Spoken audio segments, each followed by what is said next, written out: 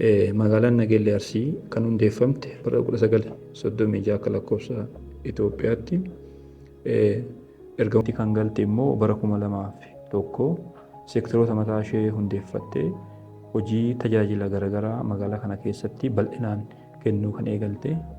Argamni ishee kiiloomeetira 225 gara kibbaatti magaalaa Finfinnee irraa qarqara magaalaa Shaashamanneetti kan argamtu yoo taatu, haalli qilleensa ishee badda daree fi gartokkeen immoo gammoojjii salphaa kan qabdu yoo ta'u, yeroo ammaatti magaalaan tuni erga hundooftee umurii waggaa 80 yoo taatu, bal'inni heektaaraa yookiin lafa ishee yeroo ammaatti naannoo heektaara 8,763tti tilmaamama.